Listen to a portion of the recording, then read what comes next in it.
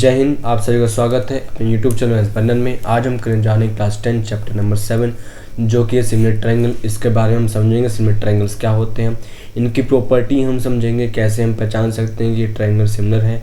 या फिर हमने 9th क्लास में एक चीज़ सीखी थी जो कि कॉन्ग्रुएंट ट्रायंगल, उन दोनों में अंतर क्या है ये हम जानेंगे यहाँ पर। फिर इसमें कुछ थ्योरम्स है वो हम जानेंगे और उनके कुछ ऊपर हम कुछ क्वेश्चंस भी करेंगे ताकि आपको क्लैरिफाई हो जाए, पूरा का पूरा चैप्टर समझ में आ जाए। ठीक है, इसमें मैं आपको पूरा चैप्टर नहीं कराऊंगा, बस वही टॉपिक कराऊंगा जो कि हमें क्वेश्चंस एम पेपर्स में मिलने वाले हैं। जिस तरह के क्वेश्चंस हमें एमसीक्यू के टाइप में हमें जो इस तरह के पेपर में मिलने वाले हैं उस तरह के मैं आपको क्वेश्चन करवाऊंगा और उसी तरह से थोड़ा सा रिवीजन आपको इस चैप्टर से करवाने की कोशिश करूंगा। आगे बढ़ने से पहले बता देना चाहता हूं कि अगर आप इस वीडियो की पीडीएफ चाहेंगे तो आप इस टेलीग्राम आईडी पे जाके ले सकते हैं, जिसका लिंक आपको डिस्क्रिप्शन बॉक्स में मिल जाएगा। और आप मुझसे इंस्टाग्राम और फेसबुक से भी जुड़ सकते हैं, जिसका भी इन दोनों का भी लिंक आपको डिस्क्रिप्शन बॉक्स में भी मिल जाएगा। तो आइए फिर अपना चैप्टर 7 हम स्टार्ट करते हैं।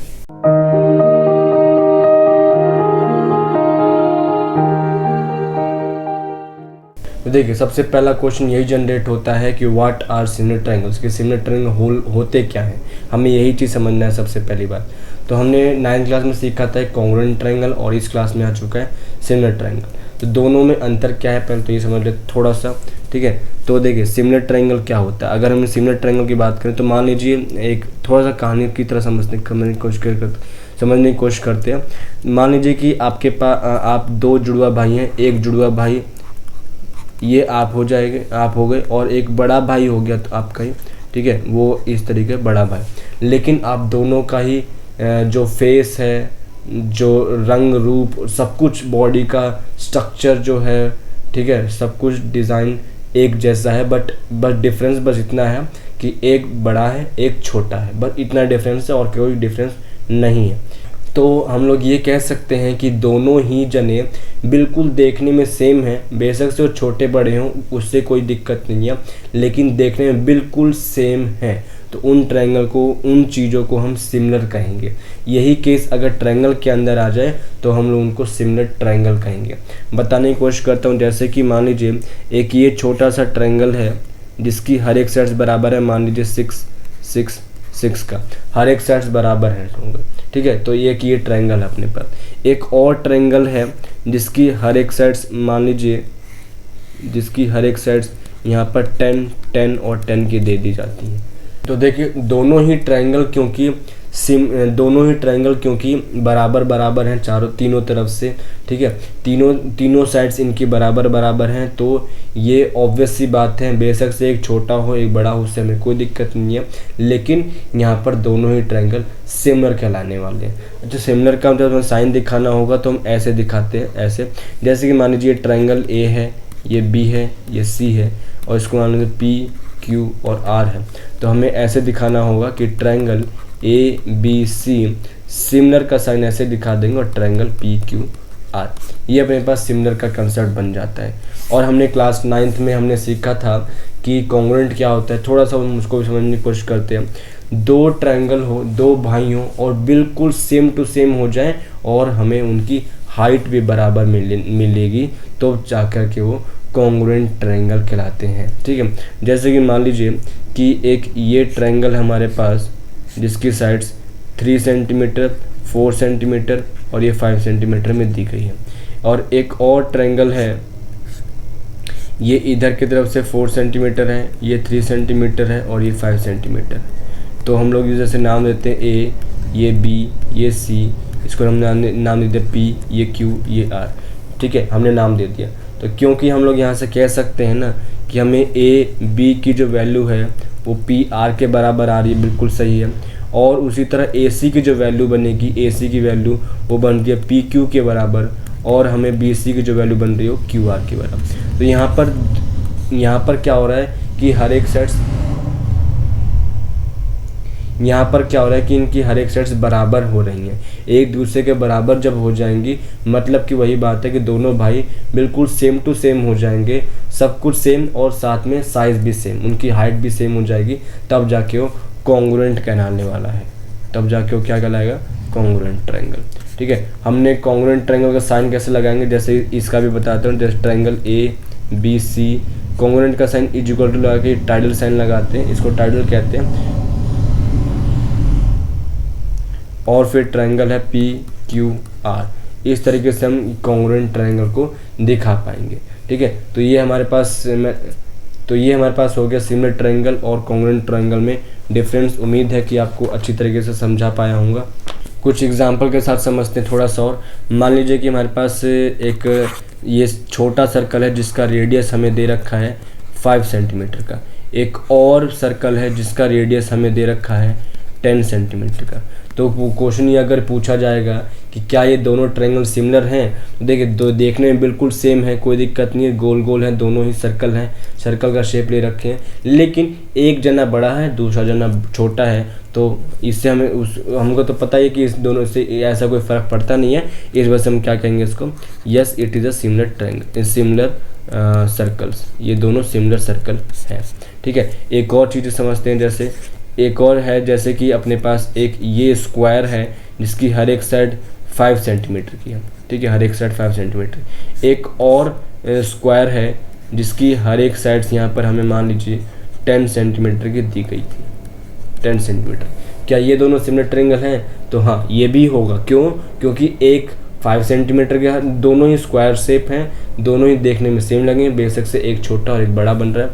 तो yes it is also a similar triangle, ये दोनों भी सिमिलर ट्रायंगल अपने पास कहलाने वाले हैं, ठीक है। तो ये हो गया अपने पास सिमिलर ट्रायंगल, एग्जांपल भी हमने यहाँ पे सीख लिया है। अब बढ़ते हैं आगे थोड़ा सा। तो अगला टॉपिक है हमारे पास बेसिक प्रोपोर्शनलिटी थ्योरम। इसको हम, बहुत फेमस थ्योरम है, इसको हम बीपीटी थ्योरम भी कहते हैं बच्चे, जो कि शॉर्टकट में ही सीखा है, और इसको हम थेल्स थ्योरम भी कहते हैं, थेल्स थ्योरम, ठीक है। देखिए इसके अंदर, इसमें क्या बताने की कोशिश की जाती है कि इसके अंदर हमें ये चीज़ सीखना है कि मान लीजिए कि एक ये ट्रायंगल है, ये अपने पास एक ट्रायंगल आ चुका है, ठीक है। इसका नाम देते हैं हम लोग ए, ये हो गया बी और ये हो गया अपने पास सी, ठीक है। अब क्या हुआ कि BC के बिल्कुल पैरेलल एक और लाइन डाल दी जाती है, जो कि जिसका नाम हम रख देते हैं D और E। यहाँ पर हमें क्या दे रखा है, BC जो है वो पैरेलल हो जाता है DE के, ठीक है। तो अगर ये कंडीशन हमें दी हुई हो किसी क्वेश्चन के अंदर, तो हम लोग ये कह सकते हैं by the using of BPT theorem, हम लोग ये कह पाएंगे कि AD अपॉन DB बराबर होगा AE अपॉन EC के। यही वो बीपीटी थ्योरम है। इसका बहुत बड़ा प्रूफ भी है, जो कि पहले आता था, लेकिन इस बार तो MCQ का एग्ज़ाम है, इस बार वो नहीं आने वाला, इसके ऊपर क्वेश्चन आएगा भी, ठीक है, वो हम अभी देखेंगे कैसे करना है। तो ये है बीपीटी थ्योरम। इसमें हमें कंडीशन बस इतनी याद रखनी है कि दोनों लाइन जो कि बेस के साथ एक साइड पैरेलल होनी चाहिए, ये बहुत ज़रूरी कंसेप्ट होगा। इसी का एक उल्टा थ्योरम भी होता है, इसी का जस्ट उल्टा, लेकिन बात यही कहता है। बात क्या कहता है कि मान लीजिए कि दोबारा से एक और ट्रायंगल लेते हैं हम लोग, तो अपने पास यही ट्रायंगल है, ठीक है, यही ट्रायंगल लेते हैं ABC, और ऐसी हमने लाइन ड्रॉ कर रखी है D और ये यहाँ पे लाइन ड्रॉ कर रखा है। यहाँ पर ये चीज़ मुझे गिवन था, दिया हुआ था, ठीक है, लेकिन यहाँ पर बस ऐसे ही ड्रॉ कर रखा है। हमें बस ये इतना दे रखा है इसके अंदर, यहाँ पर ये चीज़ गिवन है इसके अंदर कि हमें AD अपॉन BD की वैल्यू AE अपॉन EC के बराबर हमें दिया हुआ है, ये चीज़ दिया हुआ है। तो हम लोग यहाँ पे ये कह सकते हैं, वी कैन से डैट, हम लोग क्या कह सकते हैं, इसका मतलब ये हुआ कि DE लाइन पैरेलल होगा BC के, ठीक है। यही इसका कन्वर्स थ्योरम है, ठीक है। ये बीपीटी थ्योरम है अपने पास, ये बीपीटी थ्योरम है, और ये उसी थ्योरम का ही कन्वर्स थ्योरम है, ठीक है। तो दोनों में ज़्यादा मुश्किल है नहीं, लेकिन बस कंसेप्ट ये हमको याद रखना है। बीपीटी थ्योरम ज़्यादा इंपॉर्टेंट है, बीपीटी ज़्यादा इंपॉर्टेंट चलेगा, ठीक है। तो इसमें हम बस हमें लेकिन यही याद रखना है कि दोनों लाइंस पैरेलल होनी चाहिए, तभी हम ये कंसेप्ट लगा पाएंगे, ठीक है। इसके ऊपर कुछ क्वेश्चन करते हैं अभी। देखिए हमें क्वेश्चन इसमें कुछ इस तरह का दे रखा है कि मान लीजिए कि एक ये ट्रायंगल है हमारे पास, ये हमें ट्रायंगल दे रखा है, ठीक है। इसके अंदर हमें दे रखा है A, ये हो गया B और ये हो गया सी। और फिर हमें डी ई भी दे रखा है, जिसमें हमें ये दिया हुआ है कि डी ई लाइन पैरेलल है बी सी के। ये लाइन हमें दी गई है, ठीक है। ये चीज़ क्या है, गिवन पार्ट में आ जाएगा अपने पास। अब हमें दे रखा है इसकी कुछ लेंथ, जैसे कि ये दे रखा है 1.5 सेंटीमीटर का, ये दे रखा है हमें 3 सेंटीमीटर का, ये हमें दे रखा है ए ई हमें दे रखा है 1 सेंटीमीटर का, और ई सी हमें दे रखा है x सेंटीमीटर का। हमें यहाँ से कह दिया गया है कि x की वैल्यू बताओ कितनी आ रही है, ठीक है। तो देखिए हम लोग यहाँ से बिना कंसेप्ट कुछ लगाए हम लोग सिंपल ये कह सकते हैं कि क्योंकि ये दोनों लाइंस पैरेलल हैं और ट्रायंगल्स के अंदर हैं, तो इन दोनों ट्रायंगल को हम लोग बीपीटी थ्योरम में यूज़ कर सकते हैं। किस तरीके से, अगर ये दोनों बीपीटी बना पा रहे हैं तो हम लोग ये कह सकते हैं, अभी हमने पढ़ा है कि A D upon D B बराबर हो जाएगा ए ई अपॉन ई सी के। क्यों कह सकते हैं, बाई बीपीटी। बाय बीपीटी हम लोग ये चीज़ कह सकते हैं। तो ए डी की वैल्यू कितनी आ जाएगी 1.5 अपॉन डी बी की वैल्यू 3 आ जाएगी, इज इक्वल टू ए ई की वैल्यू 1 आ जाएगी, और ई सी की वैल्यू अपने को नहीं पता जो कि x हम रख लेंगे। बस इसी चीज़ को सॉल्व करना है, क्रॉस मल्टीप्लिकेशन कर दे दोनों को, तो ये आ जाएगा 3 इज इक्वल टू 1.5x, और यहाँ से x की वैल्यू आ जाएगी 3 अपॉन 1.5। इसको सॉल्व करेंगे 2 सेंटीमीटर का आ जाएगा, मतलब कि x की वैल्यू क्या आ रही है 2 सेंटीमीटर का हमारे पास वैल्यू आ जाएगा, ठीक है। तो उम्मीद है कि क्वेश्चन ये समझ में आया होगा आपको। इसी तरह के एक और क्वेश्चन समझाता हूँ आपको, ठीक है। इसमें भी हमें यही ट्रायंगल नाम दे रखा है ए बी सी, और हमें जो लाइन इसके पैरेलल दे रखी है वो है डी और ई। तो ये लाइन हो गया अपने पास डी और ई, ठीक है। अब हमें दे रखा है डी ई को हमने इस बार x दे रखा है क्वेश्चन के अंदर, और डी बी हमें दे रखा है 7.2 सेंटीमीटर का, ए ई हमें दे रखा है 1.8 सेंटीमीटर के लिए, और हमें ई सी दे रखा है 5.4 सेंटीमीटर का। ये चीज़ हमें सब की सब दे रखी है। इसमें हमें इस बार x की वैल्यू फाइंड आउट करनी है, ठीक है। तो वही चीज़ है, यहाँ भी हमें दोनों लाइन ये पैरेलल दे ही रखी हैं। अगर दोनों लाइन पैरेलल हुई तो क्या कह सकता हूँ मैं, A D upon D B बराबर होगा ए ई अपॉन ई सी की, ठीक है। तो ए डी क्या बनेगा, x अपॉन डी बी की वैल्यू बन जाएगी 7.2 बराबर ए ई बन जाएगा 1.8 अपॉन 5.4। यही हमारे पास सॉल्यूशन बन जाएगा। बस इसको मुझे बस सॉल्व करने की ज़रूरत है। तो इनको अगर मैं सॉल्व करूँगा तो देखिए, पहले तो इसको कट करते हैं, 18 और 54 अपने पास 1/3 बन जाएगा, ठीक है। इसका मतलब क्या हो कि x is equal to 7.2 upon 3 आ चुका है, ठीक है। और इसको हम लोग अगर सॉल्व करेंगे तो ये जाएगा 2.4 पर, ठीक है। x की वैल्यू क्या आ जाएगी 2.4 सेंटीमीटर। तो यहाँ से हम लोग ये कह सकते हैं कि इसकी वैल्यू 2.4 सेंटीमीटर। तो इस तरह के क्वेश्चन हमारे पे इस बार MCQ में आ जाएंगे। हमको ऐसे क्वेश्चन दे देगा फिगर बना करके, और हमें x की वैल्यू फाइंड कर चार वैल्यू दे दी जाएगी, और हमें बताना होगा कि कौन सी उसकी वैल्यू सही है। तो ये था बीपीटी थ्योरम के ऊपर क्वेश्चन, ठीक है। अब ज़रा देखते हैं इसी के कन्वर्स थ्योरम जो है इसका, जस्ट इसी का उल्टा, उसको ज़रा देखने की कोशिश करते हैं ज़रा। देखिए हमें क्वेश्चन कुछ इस तरह का देगा ये कि हमें यहाँ पर दे रहा है कि एक ट्रायंगल है पी क्यू और आर।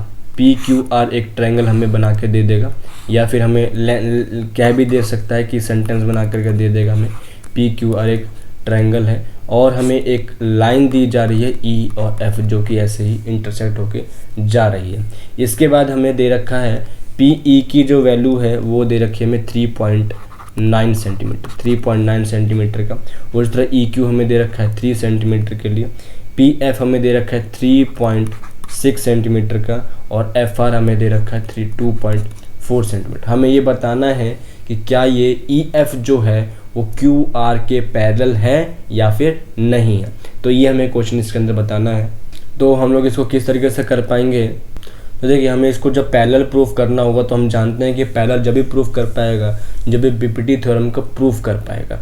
तो बीपीटी थ्योरम क्या बोलता था कि P E upon E Q बराबर होना चाहिए P F upon F are के, ये चीज़ बराबर होना चाहिए। तो हम लोग क्या करेंगे, पहले P E upon E Q की वैल्यू हम लोग निकाल लेंगे, ठीक है। P E upon E Q की, तो पी ई आ रहा है अपने पास 3.9 और ये आ रहा है 3। इसको जब सॉल्व करेंगे तो ये बनेगा 1.3 आ जाएगा। उसी तरह अपने पास अब है P F upon F R की value, P F upon F R, तो ये बन जाएगा क्या 3.6/2.4। इसको जब हम सॉल्व करेंगे तो ये बन जाएगा 3/2, जिसकी वैल्यू अपने पास आएगी 1.5।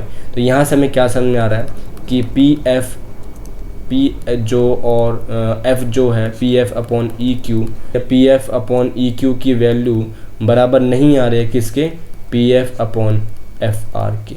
ये अपने पास वैल्यू आ रही है, ठीक है। तो बराबर नहीं आ रही एक्चुअली, तो ये दोनों लाइन पैरेलल नहीं होंगे। इसका मतलब क्या हुआ कि EF जो है वो नॉट पैरेलल हो जाएगा, नॉट पैरेलल किसके, QR के, ठीक है। ये था अपने पास पहला क्वेश्चन इसका।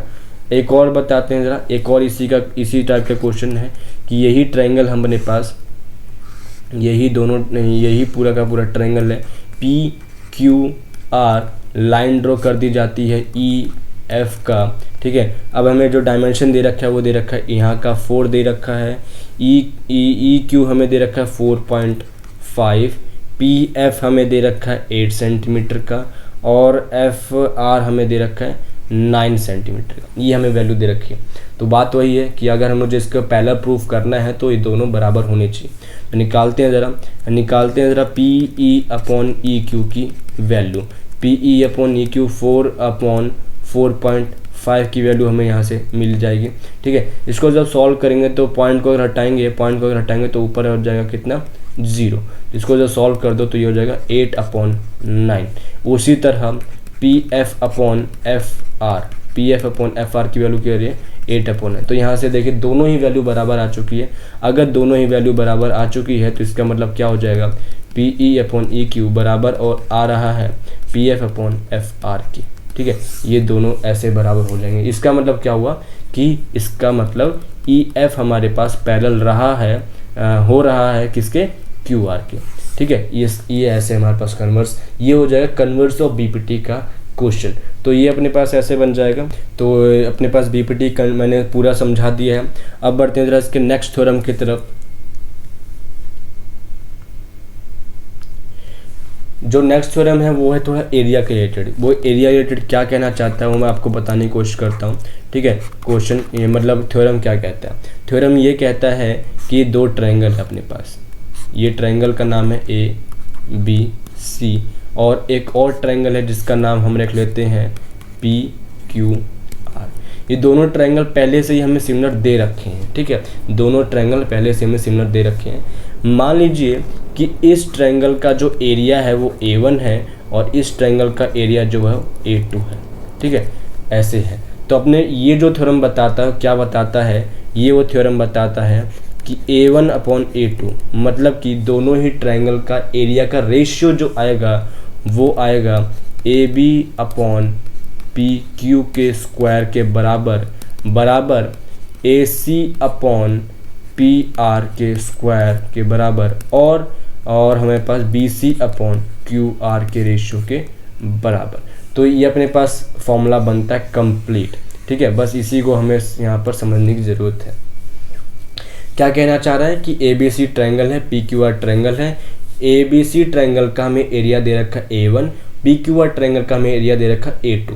तो ये जो कंसेप्ट है कि दोनों के ट्रायंगल का जो रेशियो आएगा वो उनकी कोरस्पॉन्डिंग साइड्स के रेशियो का स्क्वायर के बराबर होगा। तो तीनों के बराबर ही कहलाएगा चीज़ें।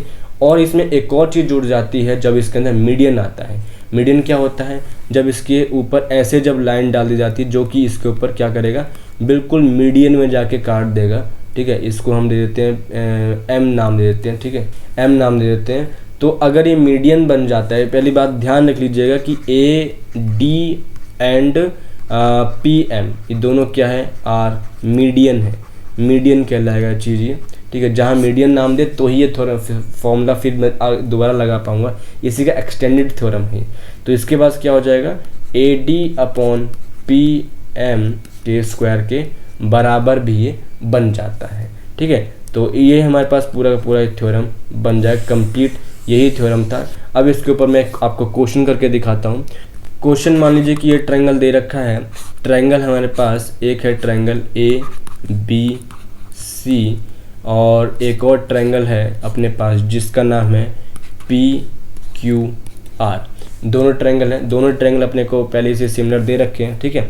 अब हमें दे रखा है कि एरिया, इसका जो एरिया हमें दे रखा है वो 64 सेंटीमीटर स्क्वायर दे रखा है, और इसका जो एरिया दे रखा है वो दे रखा है 121 सेंटीमीटर स्क्वायर हमें दे रखा है। हमें पी क्यू की जो वैल्यू दे रखी है वो हमें दे रखी है 15.4 सेंटीमीटर की, हमें ए बी की वैल्यू निकालने की बोल दी जाती है। तो हमें पी क्यू की वैल्यू दे रखी है 15.4 सेंटीमीटर और हमें निकालने को बोला जा रहा है ए बी की वैल्यू को। तो देखिए अब क्योंकि ये हमें समझ में आ जाए क्वेश्चन, ये थोड़ा सा प्रैक्टिस करेंगे तो आपको समझ में आ सकता है, तो समझ में आ जाएगा अपने आप कि ये थ्योरम, ये जो क्वेश्चन है इसी थ्योरम के ऊपर बेस्ड क्वेश्चन है। तो कैसे करेंगे, area of triangle A B C upon area of triangle P Q R का रेशियो बराबर होगा किसके, A B upon P Q के स्क्वायर के बराबर। मुझे और आगे भी लिख सकता हूँ लेकिन मुझे उनका कोई मतलब ही नहीं है, काम ही नहीं है क्योंकि, तो मुझे उससे कोई मतलब नहीं रखना है।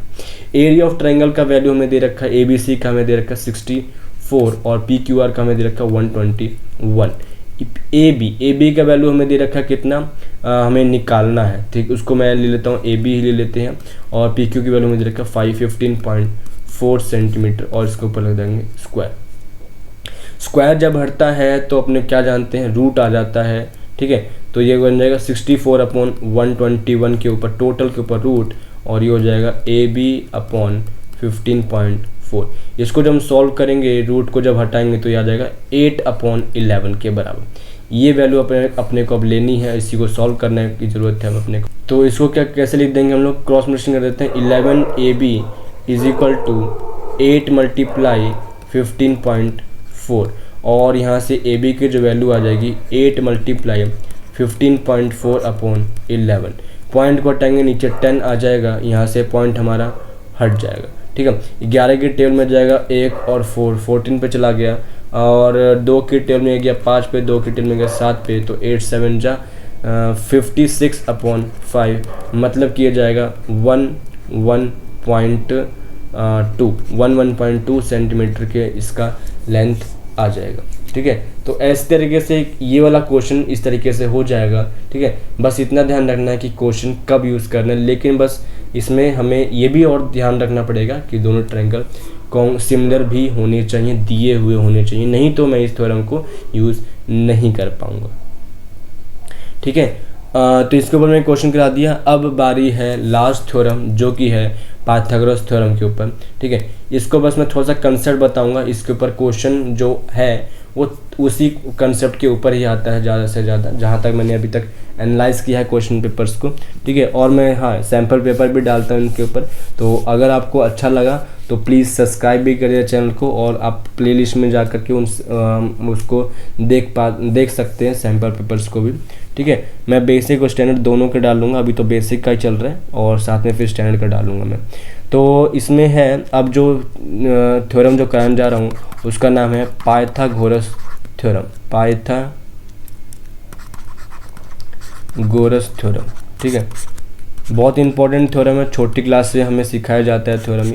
थ्योरम कहता क्या है, पहली बात ये जो थ्योरम है ओनली राइट ट्रायंगल में लगता है, ओनली राइट ट्रायंगल, और किसी में नहीं लगेगा। कहता क्या है थ्योरम ये कहता है कि एक ये ट्रायंगल है हमारे पास जो कि राइट ट्रायंगल क्या होता है, जिसके पास एक एंगल 90 डिग्री का होना चाहिए। इसके बाद एक एंगल 90 डिग्री का हो गया, मतलब वो पाइथागोरस थ्योरम बन चुका है। अब हमको क्या सीखना है, इसके अंदर से सीखने की जरूरत है कि 90 डिग्री होता है, 90 डिग्री जो सामने जो साइड आती है वो हमेशा एच कहलाती है, जिसको हम हाइपोटेन्यूज कहते हैं, हाइपोटेन्यूज, ठीक है। और अपने पास ये जो ए बी है ये बन जाएगा, पी से इसको डिनोट करेंगे जिसको हम लोग परपेंडिकुलर कहेंगे, ठीक है। और बी सी जो होगा ये अपने पास कहलाएगा बी, जिसको हम बेस कहेंगे, ठीक है। ये चीज़ हमारे पास क्या बन जाएगी, बेस कहलाएगी। तो इस हिसाब से पूरा का पूरा थ्योरम काम करता है, ठीक है। अब थ्योरम क्या कहता है, फॉर्मूला क्या बनाता है, वो ये बनाता है कि P square plus B square is equal to H square. ये वैल्यू हमको बस यही फॉर्मूला हमें याद करके रखना पड़ेगा, यही वो पाइथागोरस थ्योरम याद रहता है।